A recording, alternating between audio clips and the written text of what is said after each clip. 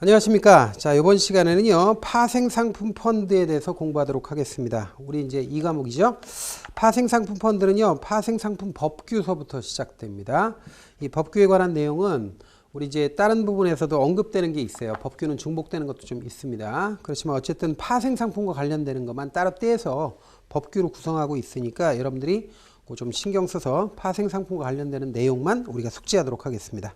자, 일단 우리 교재에 보면 파생상품 법규 1장에 보면 금융투자상품의 정의가 있어요. 근데 이거를 제가 이제 잠깐 고민했었습니다. 왜냐하면 이게 이제 이거는 하거든요. 다른 데서 우리가 금융투자상품이라고 하면 우리가 이제 전체 금융상품 중에 금융투자상품으로 분류되는 게 있죠. 이 금융투자상품이 있으면 금융투자상품이 아닌 것도 있죠. 비금융투자상품도 있죠. 이때 금융투자상품과 비금융투자상품을 구분하는 기준은 투자성이라고 해서 원본 손실 가능성입니다.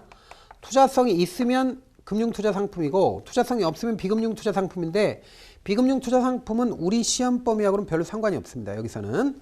그래서 이제 금융투자상품을 보는데 금융투자상품은 원본까지만 이제 손해를 보는데 원본 손실 가능성이 있는데 원본까지만 손실 가능하면 증권이라고 그러고 증권은 종류가 6종류가 있죠. 그 다음에 이제 원본을 초과해서 손실 가능하면 우리가 파생상품이라고 하는 거고요. 파생상품 펀드에서는 바로 여길 다루는 거죠. 파생상품이라고 하는 거고요. 파생상품은 거래소에서 거래하는 걸 장내 파생상품이라고 하고 거래소에서 거래하지 않은 건 전부 다 싸잡아서 장외 파생상품이라고 그래요. 이렇게 돼 있는 거예요. 그러니까 사실은 우리는 시험을 여기서 보는 거예요. 파생상품 펀드니까. 그런데 문제는 우리 증권 중에서 지분증권, 채무증권, 수익증권, 투자계약증권, 그 다음에 증권예탁증권, 그 다음에 파생결합증권이라는 게 있어요. 파생결합증권이라는 게 있는데 이 파생결합증권이 바로 뭐예요? 요걸 편입하면 이것도 파생상품 펀드에 집어넣고 있어요. 그러니까 우리가 지금 보고 있는 거는 우리가 봐야 되는 거는 바로 이렇게 파생결합증권을 편입한 거하고 파생상품을 편입한 거 요 두 개가 파생상품 펀드가 되기 때문에 요 내용을 알아야 된다 그런 얘기죠. 그래서 이제 그 앞에 이제 설명이 돼 있는데 설명돼 있는 거는 쭉 한번 읽어보시면 되겠고요. 증권이 나오는데 증권 중에서 우리가 이제 관심을 기울이는 건 파생결합증권입니다. 다른 거는 뭐 별로 볼 게 없죠. 그래서 정의를 보면 네 번째 줄에 증권이란 투자자의 최대 손실이 투자 원금으로 한정되는 금융투자 상품이죠. 그러니까 원본 손실 가능성은 있는데 원본까지만 손실 가능하면 증권이다 이렇게 얘기하는 거죠. 밑으로 쭉 내려가서 그 밑에 단락에 이와 같은 증권의 정의에 따라서 원본 초과 손실 가능성이 없는 금융투자 상품 중 원본 초과 손실 가능성이 있는 금융투자 상품을 원본 초과 손실 가능성이 있는 금융투자 상품을 파생상품으로 구분하고 있다. 그러니까 원본 초과 손실 가능성이 없으면 증권이고 원본 초과 손실 가능성이 있는 거는 파생상품이다 이렇게 얘기한다는 거죠. 이거 근데 이런 거는 사실 다른 데서 다 하죠. 자, 그 다음에 이제 증권의 종류가 6종류가 나옵니다. 그래서 뭐 채무증권, 지분증권, 수익증권, 투자계약증권, 파생결합증권, 증권예탁증권인데 여기서 파생결합증권이 이제 파생상품 펀드하고 관련이 되는 거죠. 그래서 그것만 좀 읽어보시면 되겠고요. 그 다음에 이제 파생상품을 보는데요. 파생상품은 대표적인 게 선도 옵션 스왑입니다. 자, 그래서 선도를 한번 보죠. 선도는 기초자산이나 기초자산의 가격 이자율 지표 단위 또는 이를 기초로 하는 지수 등에 의하여 산출된 금전 등을 장래 특정 시점에 인도할 것을 약정하는 계약이죠.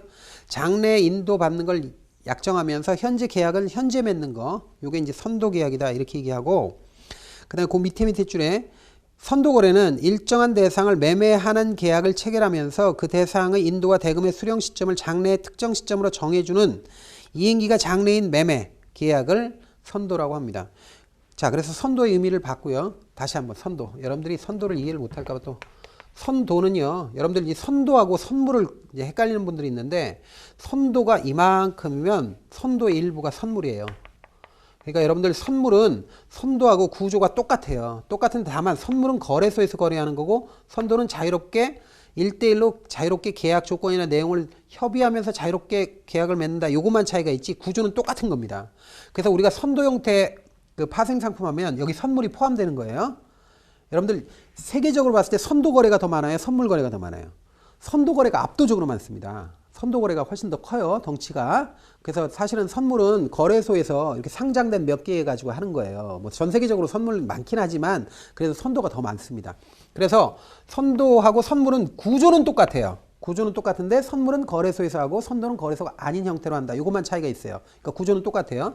그러니까 만약에 지금 현재가 T0 시점이다 그러면 지금 어떤 사람이 사과를 하나 거래하는데 사과를 내가 100원에 사겠다는 계약과 동시에 사과를 받고 돈을 내주면 즉 결제가 동시에 이루어지면 이걸 현물 거래라고 그래요. 그런데 결제를 지금 못하고 지금 돈이 없으니까 내일 줄게. 그래서 내일 결제를 한다. 그러면 이것도 T1 시점에서 해도 이것도 현물 거래예요. 그 다음에 내일도 돈이 없어. 그래서 내일 모레 줄게요. 내일 모레 결제할게. 그리고 계약은 현재 합시다. 결제는 내일 모레 합시다. 물건 받고 돈 내주는 건 내일 합시다. 내일 모레 합시다. 그래서 T2까지 하면 이것도 현물 거래예요. 여기까지 현물 거래예요. 현물 거래고 요 이후에 이제 결제가 이루어지면 계약은 현재 하고 미래 일정 시점에 물건 받고 돈 내주는 결제를 나중에 하면 청산 절차를 나중에 밟으면 이게 선도 거래예요. 그래서 현물 거래와 선도 거래는 바로 T 플러스 2를 기준으로 하는 거거든요. 그래서 이 T 플러스 2 요거를 현물 1 요렇게 스팟 데이트라고 그래요. 스팟 데이트. 그래서 요거 넘어가면 선도 거래가 되는 거예요. 그래서 우리가 정의할 때 계약은 현재하고 그리고 실물 인수도와 물건의 인수도와 결제가 일어나는 건 미래 일정 시점에 있는 걸 선도 거래 형태다. 이렇게 얘기하는 겁니다. 자, 그래서 그거 봤고요. 옵션 보겠습니다. 옵션. 우리가 이제 파생 결합증권 같은 건 옵션이 안 들어간 게 별로 없을 정도로 옵션이 많이 이용돼요. 그럼 옵션이 뭐냐 하는 걸 봐야 되는데 옵션은 어쩌고저쩌고 얘기하는 건 여러분들 읽어보고요. 자, 두 번째 단락에 네 번째 줄에 이런 게 나와요. 따라서 옵션을 보유한 사람은 선택에 따라 거래를 성립시키지 말지 결정할 수 있어 권리만 있고 의무는 없다는 점에서 정해진 만기가 도래하면 반드시 계약상의 권리 의무에 따라 목적물을 인도하고 대금을 수수해야 하는 선도와 차이가 있다.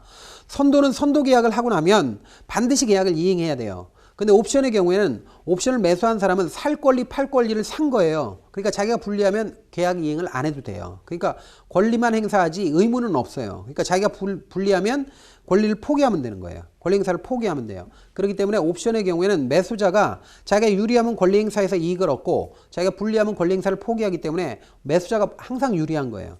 매수자가 유리하기 때문에 매수자가 유리한 대가로 매도자는 불리하잖아요. 그러니까 매도자한테 돈을 줘야 돼요. 그래서 이거 옵션 가격을 지불하고 옵션을 사는 거예요. 매도자한테 돈을 주고 권리를 사는 거예요. 이때 이 주는 거를 옵션 가격 또는 옵션 프리미엄이라고 그래요. 주는 돈을. 그래서 그런 옵션의 의미를 읽어보시고요. 그 다음에 스왑 보겠습니다. 스왑. 자, 스왑은 장래 일정 기간 동안 미리 정한 가격으로 기초자산이나 기초자산의 가격, 이자율, 지표, 단위 또는 이를 기초로 하는 지수 등에 의하여 산출된 금전 등을 교환한다는 거예요. 교환. 스왑이라는 게 본질이 교환이에요. 그러니까 이쪽의 현금 흐름과 이쪽의 현금 흐름을 서로 교환하는 거예요. 그래서 교환할 것을 약정하는 계약이다. 스왑 거래는 통화 스왑이나 이자율 스왑 또는 흔히 TRS라 불리는 총수입 스왑 등의 형태로 주로 활용된다라는 거예요. 여기서는 개념만 잡는 겁니다. 정의만 보고 왜 뒤에 보면 우리 또 설명이 되니까 뒤에 이제 투자에 보면 파생상품 투자에 또 있죠. 자, 그래서 그런 거 하고 그 다음에 장내하고 장외 파생상품 구분하는 게 있는데 쭉 읽고요. 2번 보세요. 동그라미 2번. 장외 파생상품은 파생상품으로서 장내 파생상품이 아닌 것을 얘기하는 거예요. 장외 파생상품은 너무 넓기 때문에 규정할 수가 없어요. 그래서 거래소에서 거래하는 장내 파생상품이 아닌 건 다 장외로 보는 거예요. 자, 그래서 즉 파생상품이지만 파생상품 시장 또는 해외 파생상품 시장에서 거래되지 아니하는 것. 여기서 말하는 시장은 거래소를 얘기하는 거예요. 거래소에서 공식적으로 상장돼서 거래하지 않는 것. 요게 장외 파생상품입니다. 이렇게 정의한다라는 거죠. 그림은 여러분들이 한번 보시고요. 자, 그 다음에 이제 파생상품 펀드 개요가 나오는데 첫 번째 우리가 간접투자자산 운용업법상 파생상품 펀드가 나오는데 지금 현재 간투법이라고 하는 간접투자자산 운용업법은 2004년도에 나왔고 자본시장법이 시행된 이후에는 사실상 이거는 없어졌죠. 그런데 이제 간투법에서는 파생상품 펀드라는 걸 따로 규정해 놨어요. 그런데 자본시장법이 들어오면서 자본시장법에서는 명시적으로 파생상품 펀드라는 게 없어요. 자본시장법에서 말하는 펀드는 5종류밖에 없어요. 그래서 5종류가 증권펀드, 부동산펀드, 특별자산펀드, 혼합자산펀드, 단기금융펀드 5종류밖에 없어요. 거기 파생상품 펀드가 사실상 없다고요. 그럼에도 불구하고 실무적으로 파생상품펀드를 분류합니다. 그 얘기를 이제 자본시장법상 파생상품펀드에서 읽어봐야 되는 거예요. 그래서 자본시장법상 파생상품펀드 보면 자본시장법은 집합투자기구 이하 펀드, 집합투자기구 발음하기도 힘들고 이름도 길어요. 그래서 펀드라고 바꿔서 제가 부릅니다. 자, 펀드의 종류를 집합투자재산, 즉 펀드재산의 운용 대상에 따라 증권, 부동산, 특별자산, 혼합자산, 단기금융펀드 5가지로 구분하고 있다는 거예요. 자, 그런데 간투법과는 달리 파생상품펀드를 구분해서 제외했으며 대신 단기금융펀드를 제외한 나머지 4개 펀드는 모두 파생결합증권이나 파생상품에 투자할 수 있도록 변경됐습니다. 그러니까 파생상품펀드를 따로 분류한 게 아니라 자본시장법에서는 기본적으로 파생펀드를 5종류로 하는데 그 중에 단기금융펀드라고 하는 MMF를 빼고는, MMF가 단기금융펀드예요. 요거만 빼고 나머지 펀드에서는 펀드 편입자산의 일부를 파생상품으로 편입할 수 있도록 해놨어요. 자, 그래서 그 마지막 줄에 보면 밑에 보면 쭉 밑에 자, 자본시장법 하에서도 실무적으로는 뭐예요? 펀드 재산의 50%를 초과하여 파생결합증권에 운용하는 펀드와 그 다음에 파생상품 매매에 따른 위험평가액이 펀드재산 총액의 50%를 초과하여 10% 참. 자, 여러분들 보세요. 펀드재산의 50% 초과하여 그래서 50% 동그라미. 자, 그 다음에 파생상품 매매에 따른 위험평가액을 우리가 익스포저라고 그러는데 익스포저가 10% 초과하여 투자할 수 있는 펀드는 파생상품 펀드로 볼 수 있다라고 실무적으로 한다는 거죠. 다시 여기 굉장히 중요합니다. 파생결합증권은 몇 퍼센트? 펀드재산 총액의 50%를 초과해서 투자하거나 파생상품의 투자에 따른 위험평가액, 이걸 이제 익스포저라고 그래요. 예, 위험평가액을 우리가 실무적으로는 보통 익스포저라고 그래요. 익스포저. 익스포저가 위험평가액이 10% 넘으면 요거는 뭐예요? 요렇게 편입한 펀드는 실무적으로 파생상품 펀드라고 불러준다는 얘기죠.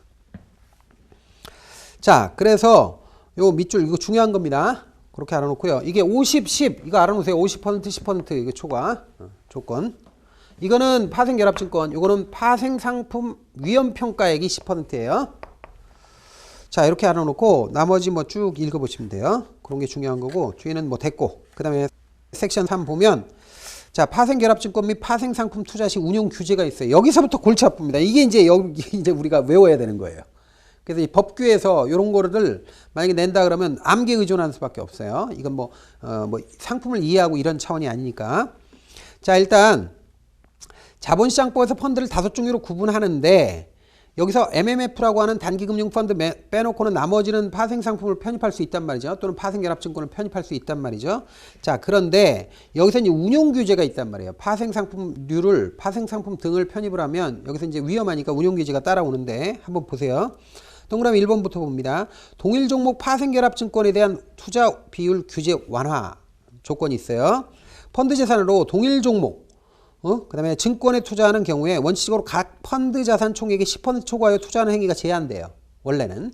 다만 동일 종목의 파생결합증권이에요. 파생결합증권 이번에는 파생결합증권에 투자하는 경우에는 예외적으로 각 펀드 자산 총액의 30%까지 투자할 수 있어요. 30% 동그라미.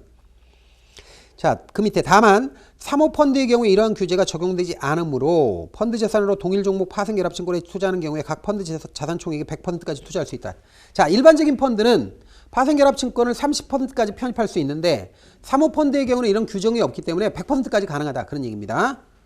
자, 그 다음에 자, 이 얘기 뭐예요? 자, 여기 여러분들이 이걸 하나하나를 잘 생각하면서 그래도 암기를 하긴 해야 되는데 여러분들이 이해를 못하면 또 안 되니까 파생결합증권은 펀드 자산에서 펀드 자산이 이만큼이다. 그러면 파생결합증권을 50% 초과해서 1%라도 0.1%라도 넘으면 이게 파생상품 펀드라고 본다 이 말이에요.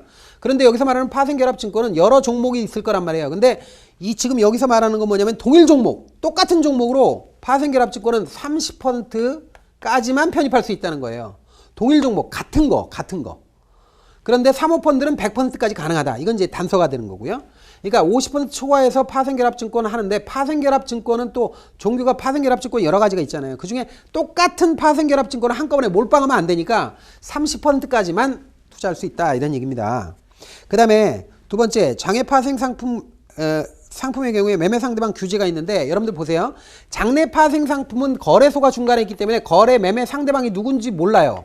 알 필요도 없고 거래소가 있기 때문에. 그러나 장외 파생 상품은 거래소를 거치지 않고 1대1로 상대 매매하기 때문에 거래 상대방이 중요해요. 그래서 거래 상대방의 매매 상대방 규제를 하는데 펀드 재산으로 장외 파생 상품 매매를 하는 경우 시행령에서 정한 적격 요건이 있어야 돼요.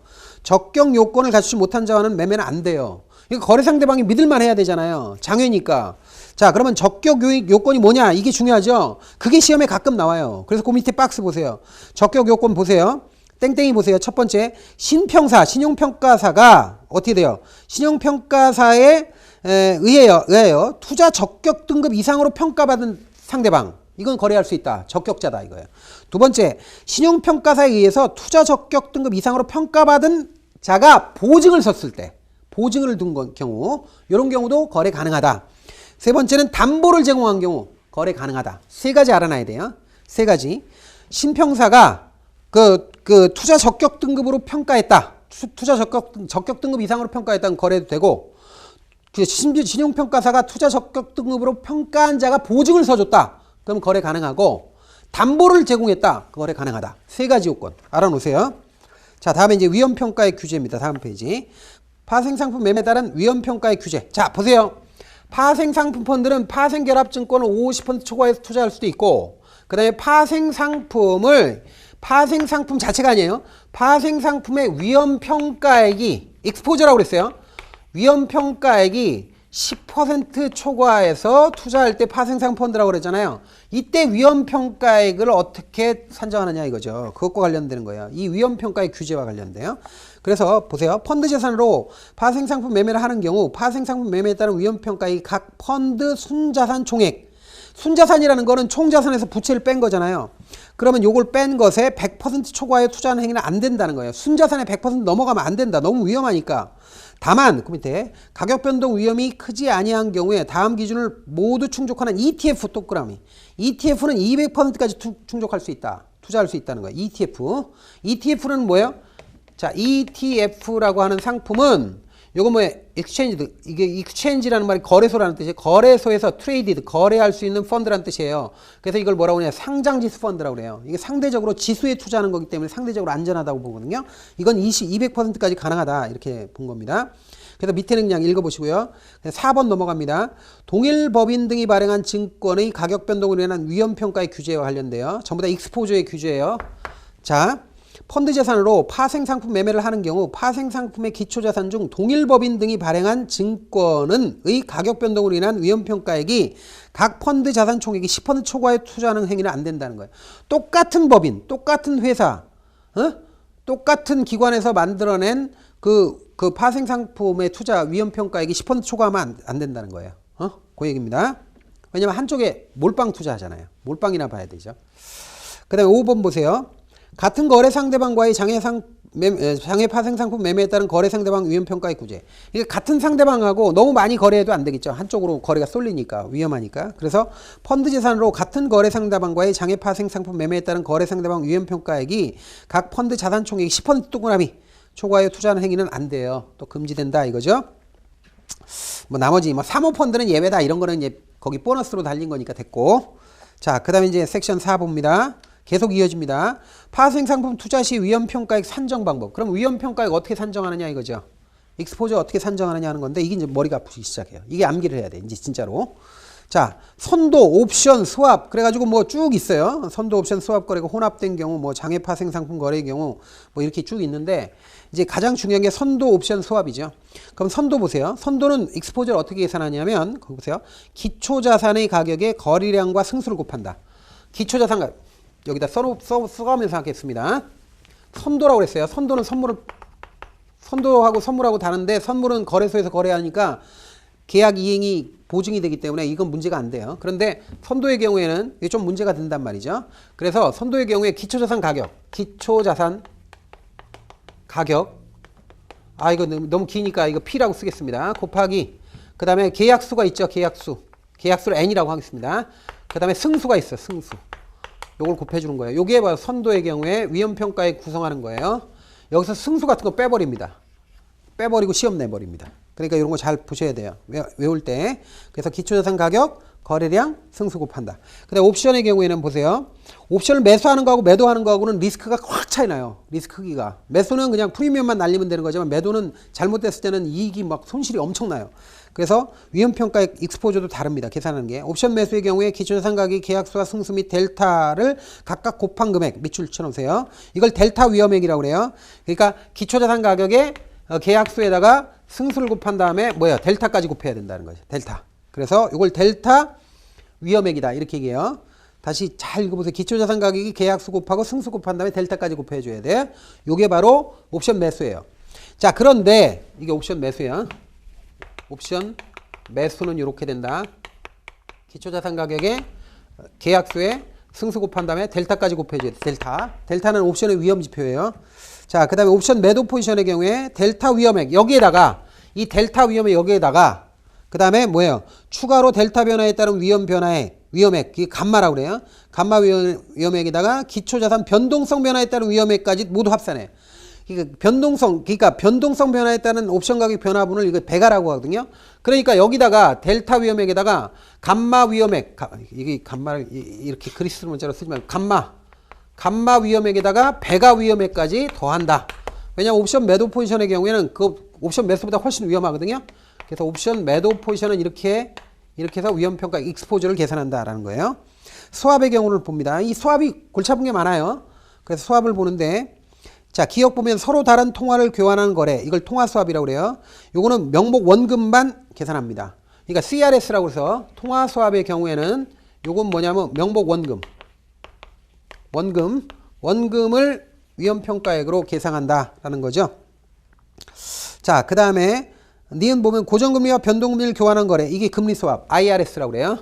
이자율 수합을 IRS라고 그래요. 금리수합. 요거는 어떻게 하느냐면 고정금리를 지급하는 경우에 만기까지 지급하기로 하는 금전총액이고 변동금리를 지급하는 경우에 만기까지 지급할 것으로 예상되는 금전총액의 시가평가 금액이에요. 근데 이거는 이걸 쓸 수가 없으니까 여러분들 이게 교재에서 밑줄을 치고 이거 이해를 하세요. 이해한다기보다는 암기하세요 그냥. 자, 다음에 이제 보세요. CDS를 봅니다. 디귿이 CDS입니다. 보세요. 준거자산의 신용사건 발생 여부에 따라 금전 등을 교환하는 거래. 이걸 신용부도수합 CDS라고 그래요. CDS라고 그래. CDS Credit Default Swap CDS라고 그래요. 자, 이거는 뭐냐? 밑줄 칩니다. 보장 매수자의 경우 지급하기로 한 금전총액이고 보장 매도자의 경우에 신용사건 발생 시 지급하기로 한 명목금액이다. 이렇게 밑줄 쳐고요. 그 다음에 두 번째 리을 준거자산의 수익을 교환하는 거래. 이걸 총수익 수합 TRS라고 그래요. TRS라고 그래요. 총수익률 수합이라고 하는데 이거 수취하기로 한 금전총액이 마이너스 값을 가지는 경우 지급하기로 한 금전총액과 수취하기로 한 금전총액의 절대값을 더한 금액이고 수취하기로 한 금전총액이 양 플러스의 값을 가지는 경우에는 지급하기로 한 금전총액이다. 이렇게 알아놓고요. 머리 아프죠? 머리 아프더라도 어쩔 수 없습니다. 그 시험 볼 때까지만 어떻게 좀 해보세요. 자, 다음에 이제 4번, 5번은 그냥 읽어보시고요. 6번 보세요. 예외적으로 집합투자업자가 명목 계약 금액을 산정함에 있어서 사용 가능한 방법이 있는데, 자, 기억 보면 어쩌고저쩌고 해가지고 시회계 기준상 위험 회피 회계의 적용 대상이 되는 거래 이렇게 돼 있는데 위험 회피 거래가 뭘까요? 위험 회피 회계가 이게 위험 회피 회계의 적용 대상이 되는 거래가 해지 거래예요. 해지 거래. 위험을 피하기 위해서 해지 거래하는 거예요. 그래서 요때는 명목 계약 금액 산정 대상에서 제외한다는 거죠. 이건 해지 목적으로 안전하게 내가 가지고 있는 자산을 방어하기 위한 목적으로 파생상품 거래하는 거기 때문에 이건 위험평가에서 감액하는 방법을 쓴다. 그러니까 뺀다 이거예요. 뺀다. 제외한다. 니은 보면 파생상품 거래가 다음 항목의 요건을 충족한다고 금감원장이 지정한 거래의 경우에 위험평가액을 낮춰요. 익스포저를 낮춰줘요. 그럼 어떤 거냐면 이런 파생상품 거래를 하면 내가 가지고 있는 전체 자산의 위험이 줄어들어. 입증 가능한 위험 감소 효과가 있고 동일 기초자산금과 관련돼야 되고 정상적이지 않은 시장 상황에서도 유효하게 적용돼야 되고 수익 창출 목적의 거래가 아니고 위험 회피 거래 뭐 이런 거라 해야 되고 그다음에 파생상품 관련된 위험이 상쇄돼야 돼. 그런 조건이라면 위험평가의 익스포저를 줄여줘요. 감액할 수 있다 이거예요. 그래서 묶어놓고 A부터 E까지는 읽어보세요. 자, 다음에 디귿에 기초자산이 동일하다 하고 가격 변화 방향이 반대인 파생상품 거래. 이걸 반대 거래라고 하거든요. 반대 거래하면 위험이 상쇄돼요. 없어져요. 상쇄된다고요. 그래서 각각의 위험평가액을 기준으로 상계해요. 상쇄해야 된다고 까버린다는 거죠. 속된 말로. 깐 후에 잔여 명목 계약 금액을 위험평가액으로 산정할 수 있다는 거예요. 그러니까 서로 반대되는 거래를 한다. 똑같은 자산에 대해서. 그러면 이쪽에 이쪽 거래가 상쇄돼서 남는 것만 위험평가액으로 계상한다. 이거죠. 나머지 됐습니다. 그 다음에 2번, 3번 이런 거 그냥 읽어보세요. 자, 다음에 자, 파생상품펀드의 위험지표 공시 이것도 외워야 되는데 이 위험지표 공시는 그 본문의 마지막 줄에 보면 사모펀드에는 적용되지 아니한다 이렇게 돼 있어요. 사모펀드는 이거 안 해도 돼요. 전부 다 공모만 가능하다. 그러면 공시지표, 위험지표 공시하는데 공시대상 위험지표가 뭐냐 이거죠. 그래서 보면 공시대상 위험지표가 시행령 제96조 2항에 있는데 거기 동그라미 1번에 계약금액, 그 다음에 2번에 만기 시점의 손익구조, 그 다음에 3번에 시장 상황의 변동에 따른 펀드 재산의 손익구조 변동이 있고 그 밑에 줄에 최대 손실 예상 금액이 있거든요. 요 4개예요. 4개. 그래서 다음 페이지 이게 세부적으로 나옵니다. 세부적으로 보면 다음 페이지에 계약금액, 그 다음에 파생상품 거래에 따른 만기 시점의 손익구조라고 돼 있죠. 그 다음에 3번에 시장 상황 변동에 따른 펀드 재산의 손익구조 변동, 그 다음에 4번에 보면 4번에 세 번째 줄에 최대 손실 예상 금액 이거 바라고 그래. 바. VAR 최대 손실 예상 금액을 바라고 그러는데 요거까지 해서 4개예요. 그러면 1번하고 2번 있죠. 1번하고 2번. 1번하고 2번이 계약 금액하고 만기 시점의 손익구조잖아요. 이거는 다음 날까지 공시합니다. 다음 날까지 공시합니다. 근데 3번하고 4번은 뭐예요? 요거는 매일매일 공시합니다. 매일매일 즉시 매일매일 공시합니다. 당일 매일매일 공시하는 거예요. 그렇게 알아놓고 읽어보시면 돼요. 자, 다음에 이제 위험지표의 공시가가 있습니다. 다음에 보면. 자, 이 얘기가 그 얘기죠. 계약금액 및 파생상품 거래에 따른 만기 시점의 손익구조. 1번하고 2번은 요거는 그 다음날까지 공시한다 이런 말 나오죠. 거래 후에 다음날, 이 길, 다음날. 이 길이 다음날이라는 뜻이에요. 그 다음에 시장상황 변동에 따른 펀드 재산의 손익구조 변동하고 최대 손실 예상금액. 3번하고 4번 아까 조금 전에. 그거는 매일 공시예요. 매일. 이렇게 알아놓으세요. 자, 다음에 6 보면 파생상품 펀드 판매 시 강화된 투자자 보호제도 이런 거는요. 이런 거는 그냥 여러분들 그 투자자 보호제도와 관련되는 얘기인데 중복돼요, 다. 그래서 이거는 여러분들이 그냥 쭉 한번 읽어보시면 됩니다. 뒤에까지 읽어보시면 돼요. 자, 그 다음에 이제 실전 예상 문제로 바로 넘어가겠습니다. 자, 실전 예상 문제 보세요. 여러분들 공부할 때요. 공부할 때 요령 이렇게 딱딱 묶어서 공부하는 게 굉장히 중요합니다. 그렇지 않으면은 막 정신없이 막 하다 보면 막 혼란스러워가지고 여기 있는 게 여기로 막 들어가고 막 섞여서 들어가니까 정확하게 이 주제별로 딱딱 잡아서 이렇게 공부를 하셔야 돼요. 자, 실전 예상 문제 1번 보겠습니다. 다음 중 자본시장법상 파생상품펀드에 관한 설명으로 적절하지 않은 것, 맞지 않는 것입니다. 자, 1번 반드시 환매금지용으로 해야 하는 건 아니다. 맞습니다. 환매금지용으로 꼭 해야 되는 건 아니죠. 두 번째, 자본시장법상 주된 투자 대상에 따른 5가지 펀드 유형 중 하나에 해당되지 않죠. 그러니까 자본시장법에서는 파생상품 펀드라는 것이 5개 유형 중에 하나로 들어가 있지 않아요. 5개 유형은 증권펀드, 부동산펀드, 그 다음에 특별자산펀드, 혼합자산펀드, 그 다음에 단기금융펀드 5개예요. 여기에 파생상품 펀드는 없어요. 그러나 실무적으로는 파생상품 펀드가 있다라는 거죠. 실무적으로는. 그래서 파생결합증권을 50%를 초과해서 편입하거나 아니면 파생상품 위험평가액이 거래에 대한 위험평가액이 10%를 초과해서 편입하면 파생상품 펀드로 본다 이거죠. 자, 그 다음에 3번 파생상품 매매에 따른 위험평가액이 펀드자산 총액이 10% 초과할 수 있는 펀드를 포함하는 거죠. 이게 파생상품 펀드죠. 그 다음에 4번 공모펀드는 투자신탁이나 투자회사의 형태만을 취해야 한다. 이건 아니죠. 4번이 답입니다. 그러니까 요거 말고도 공모든 사모든 여러 가지 법적 형태가 있어요. 근데 이 법적 형태와 관련되는 법규에서 하죠. 요거는. 그래서 법규에서 어떻게 합니까 이거? 법적 형태가 다양하다고요. 그러니까 일단 신탁형이라는 게 있죠. 투자 신탁이 있죠. 투자 신탁이 있고, 그 다음에 투자 회사가 있고, 그 다음에 투자 유한 회사가 있고, 투자 합자 회사가 있고, 그 다음에 투자 유한 책임 회사가 있죠. 유한 책임 회사. 그 다음에 조합형도 있죠. 그래서 민법상에 그 조합이 있죠. 조합이 있고, 그 다음에 익명조합이 있죠. 상법상 익명조합. 그래서 그러니까 이 조합 많다면 투자신탁, 투자회사, 유한회사, 합자회사, 유한책임회사, 그 다음에 합자조합, 익명조합. 이런 식으로 조합도 2개. 이게 만들어진 적이 없지만 어쨌든 법적 형태는 이렇게 있단 말이죠. 조합 같은 거는 없지만. 그러니까 어쨌든 여러 가지 법적 형태로 만들 수 있다라는 거예요. 자, 그래서 그런 내용이 그래서 틀린 거고요. 자, 그 다음에 2번 보겠습니다. 다음 중 공모 파생상품 펀드에서 파생상품에 투자하는 경우에 적용되는 규제에 관한 설명으로 적절하지 않은 것. 1번 장외 파생상품은 적격 요건을 갖춘 자만 해야 됩니다. 맞습니다. 공모의 경우에는 적격 요건을 갖춰야 돼요. 적격 요건은 어떤 거예요? 조금 전에 했는데 신용평가사가 투자 적격 등급으로 인정한 자, 그다음에 신용평가사가 투자 적격 등급으로 인정한 자가 보증을 쓴 자, 그다음에 담보를 제공한 자, 이게 3개 있었어요. 자, 그다음에 2번 장외 파생 상품 매매 시 동일 거래 상대방 위험 평가액이 펀드 자산 총액이 20%를 초과할 수 없다. 아니에요. 10%예요. 10%. 그러니까 읽었습니다. 그다음에 3번 파생 상품 매매에 따른 위험 평가액이 펀드 순자산 총액이 100% 초과할 수 없다는 거 원칙이죠. 그 다음에 4번 기초자산 중 동일법인 등이 발행한 증권의 가격 변동으로 인한 위험 평가액이 펀드 자산 총액에서 10% 초과할 수 없다는 것도 원칙이에요. 우리 읽었습니다. 자, 그 다음에 3번 보겠습니다. 다음 중 파생상품 투자 시 위험 평가액은 명목 계약 금액으로 한다. 다음 파생상품 종류별 명목 계약 금액 산정 방식에 대한 설명 중 사실과 다른 것. 1번 선도의 경우 기초자산 가격이 계약수 곱한다. 자, 이런 거 뺀다고 그랬잖아요.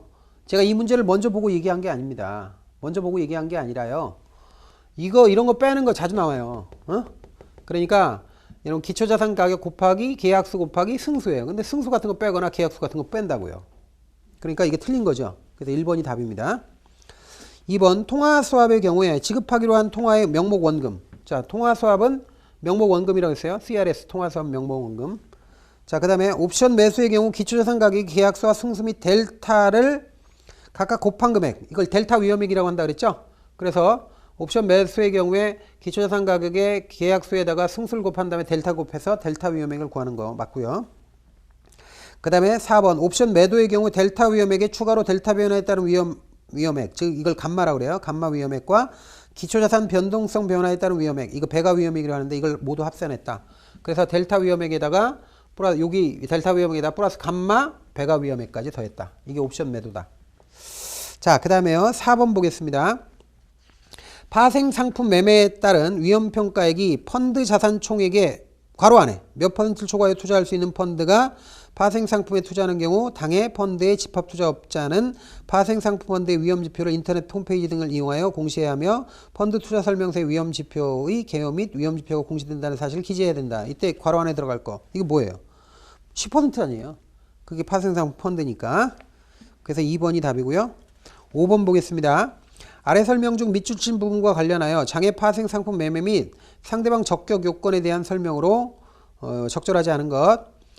자, 보기 집합투자업자는 펀드 재산을 파생상품의 운용함에 있어서 장외 파생상품 매매를 하는 경우 적격 요건을 갖추지 못한 자와는 매매는 금지가 된다. 그러면 적격 요건을 갖추지 못한 자, 이게 누구냐 이거죠. 1번 상대방은 일반 투자자로의 전환 청구를 할 수 없는 전문 투자자여야 한다. 뭐 전문 투자자여야 되죠. 파생상품 거래할 때. 2번 상대방이 갖춰야 될 요건 중 신용평가회사에 의하여 투자 적격 등급 이상으로 평가받은 경우에는 적격 요건에 해당합니다. 맞죠? 3번 상대방이 갖춰야 될 요건 중 민법 또는 상법에 연대보증인을 둔 경우에는 적격 요건에 해당한다. 이게 말도 안 되죠? 민법이나 상법에 의해서 연대보증인이 있다. 그래가지고 거래 상대방이 될 수 있다. 이런 얘기가 어디 있습니까? 그런 게 없고 있는 건 뭐예요? 신용평가사에 의해서 투자 적격 등급으로 판정된 자가 보증을 쓴 자죠. 그래서 3번이 답이고요. 4번 상대방이 갖춰야 할 요건 중 담보물을 제공한 경우는 적격 요건에 해당한다. 담보물을 제공했을 때도 적격 요건입니다. 6번 보겠습니다. 다음 중 자본시장법상 파생상품 등에 대한 설명으로 적절하지 않은 것인데요. 1번 기초자산의 가격을 기초로 하는 지수 등에 의하여 산출된 금전 등을 장래 특정 시점에 인도할 것을 약정하는 계약은 옵션이 아니죠. 옵션은 권리예요. 살 권리, 팔 권리. 이건 선도입니다. 선도 계약. 그래서 1번이 답이고요. 2번 장래 일정 기간 동안 미리 정해진 가격으로 기초자산의 가격을 기초로 하는 지수 등에 대하여 산출한 금전 등을 교환할 것. 교환이란 말 나왔죠? 그럼 교환할 것을 약정하는 계약은 수합입니다. 그 다음에 3번 파생상품 시장에서 거래되는 파생상품은 장내 파생상품이다. 그러니까 시장은 뭐예요? 거래소라는 거예요. 여기서 말하는 거는. 자, 그 다음에 4번 장외 파생상품은 파생상품으로서 장내 파생상품이 아닌 거. 장내 파생상품이 아닌 건 다 장외 파생상품 이렇게 분류를 합니다. 그래서 4번도 맞았습니다. 6번에까지 우리가 풀었고요. 7번이 없죠. 이게 6번까지 우리가 문제를 봤습니다. 그래서 파생상품펀드 법규를 모두 했고요. 다음 시간에 이제 파생상품펀드 영업을 공부하도록 하겠습니다. 감사합니다.